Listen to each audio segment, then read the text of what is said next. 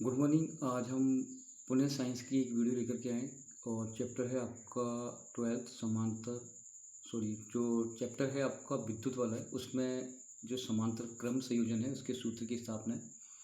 और इस पार्ट की एक तो ओम का नियम और प्रतिरोधों की निर्भरता, ये दो वीडियो और प्लस एक और था श्रेणी क्रम, ये डाल चुके हैं। आज का जो है ये समांतर क्रम संयोजन में सूत्र की स्थापना कैसे होती है वो अपन लेकर के आए, ठीक है। तो अपन पहले चित्र को समझ लेते हैं, इसके बाद फिर इसकी जो भी फॉर्मेलिटीज है वो अपन पूरी करेंगे, फिर इसका अपन डेरिवेशन निकालेंगे, ठीक है। तो बेटा ये तीन चालक लिए, तीन तार लिए जिनका नाम दे दिया R1 R2 R3। बेटा ये बेटा समांतर क्रम संयोजन है, यानी कि अगर तीनों तारों के एक सिरे को एक बिंदु पर दूसरे को दूसरे बिंदु पर जोड़ते हैं तो ये बेटा समांतर क्रम संयोजन कहलाएगा, ठीक बेटा। अब इसमें क्या है, इसमें जो होती है बेटा समांतर क्रम के अंदर धारा का मान अलग अलग होता है बेटा, विभवांतर एक होता है। इसलिए मैंने क्या करा कि इसके अंदर धारा को नापने के लिए एक यहाँ पे लगा दिया एमीटर, इसके लिए मैंने एमीटर दूसरा लगा दिया और इसके लिए मैंने एमीटर लगा दिया थर्ड, ठीक बेटा। तीनों का विभवांतर है सेम होगा तो मैंने यहाँ पर वोल्ट मीटर लगा दिया बेटा, ठीक है। फिर मैंने क्या करा बेटा, इसके अंदर श्रेणी क्रम के अंदर एक मैंने ये बड़ा वाला एमीटर लगाया क्योंकि कुल धारा के लिए, ये तो अलग अलग धारा के लिए क्योंकि इसके लिए है और ये बल्कि परिपथ में कुल धारा के लिए ये मैंने सेल लगाया प्लस माइनस और ये मैंने कुंजी जोड़ दी और इस प्रकार से मैंने परिपथ पूरा कर दिया, ठीक बेटा। अब इसको अपन बेटा एक बार इसको और देखते हैं। बेटा जो तार R1 है इसमें धारा I1 आएगी, मान के चलते हैं अपन।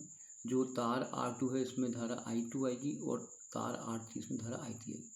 लेकिन इन तीनों जो जो धारा है उनका योग इस परिपथ में कुल बहने वाली धारा के बराबर होगा और इन तीनों चालकों का जो विभवांतर होगा बेटा वो टोटल V होगा। और इसका जो प्रतिरोध है बेटा R1, इसका प्रतिरोध R2, इसका प्रतिरोध R3, ठीक है। तो ये अपन ने समांतर क्रम संयोजन की अपन ने स्थापना कर दी, ठीक है।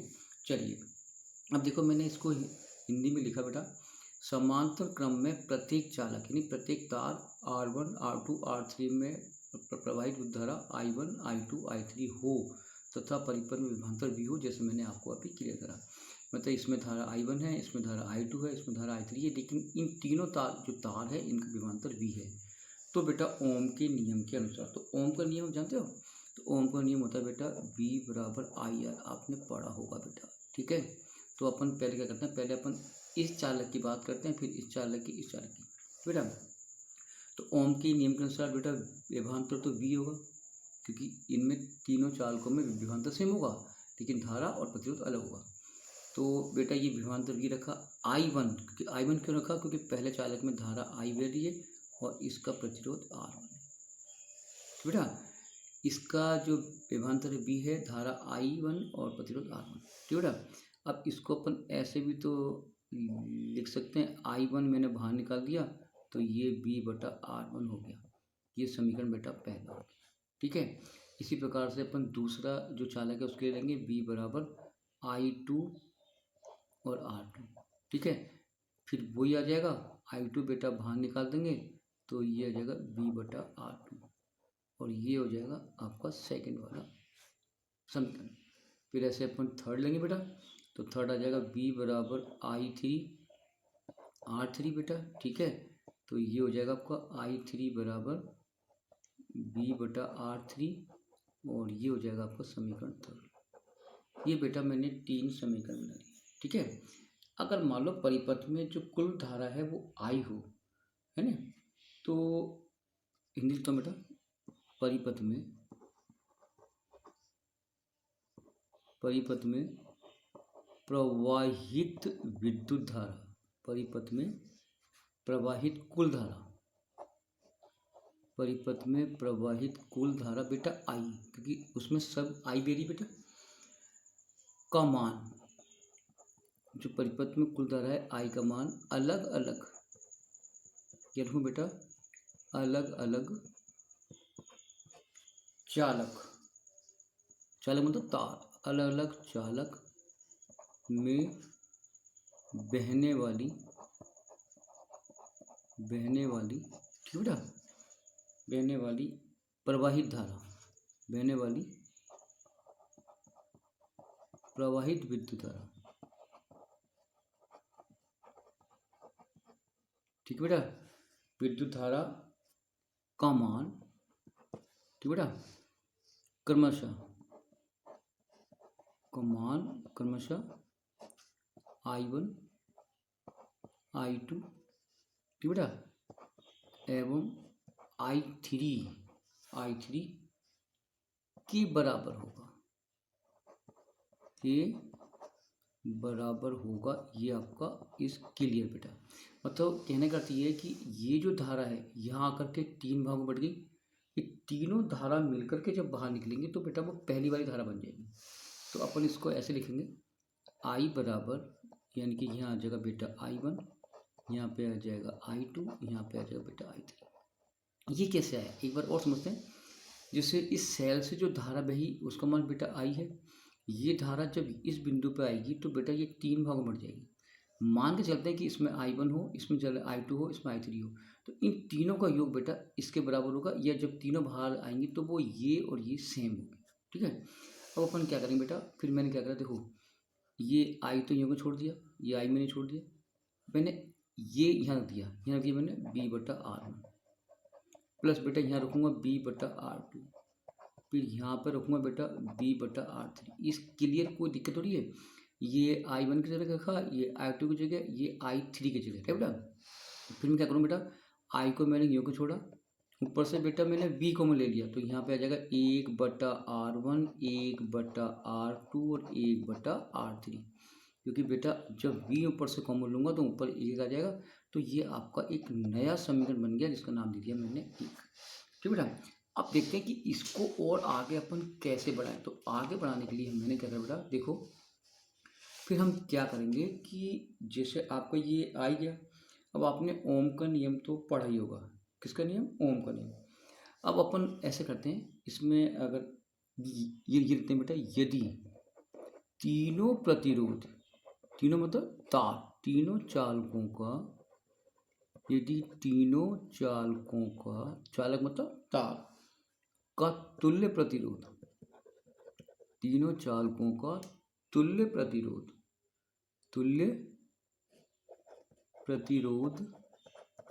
ठीक है बेटा, आर हो तो,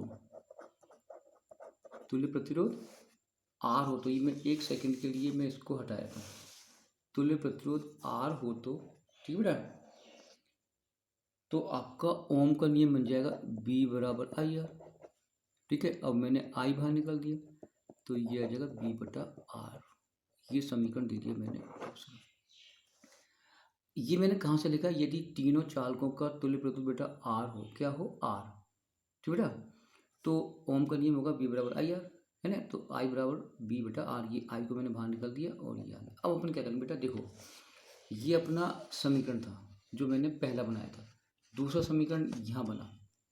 ठीक है बेटा, अब ये I का मान ये बेटा यहाँ आ जाएगा। ठीक है, तो मैं यहाँ लिखूँगा समीकरण 2 का मान, समीकरण 1 में रखने पर, समीकरण 1 में रखने पर, ठीक बेटा, इसको मैं हटाता हूँ। यहाँ पे आ जाएगा B/R इजकल टू बीच बाहर रहेगा 1/R1। ठीक बेटा, 1/R1, एक बार उसको प्लस 1/R2 और प्लस 1/R3, ये आपका आ गया। ये B से B बेटा कैंसिल। ठीक है, इसको मैं हटाता हूँ। तो आपका जो प्रश्न जो बन गया, ये बन गया 1/R इजकल टू 1/R1, ठीक बेटा, प्लस 1/R2 और प्लस का 1/R3। ये आपका समांतर क्रम संयोजन का बेटा ये सूत्र बन गया। ठीक है, अब बेटा इसमें अपने को हिंदी लिखनी पड़ेगी। वो क्या क्या क्या लिखने पर? समांतर क्रम संयोजन, क्योंकि अपना क्रम कौन सा है? समांतर क्रम।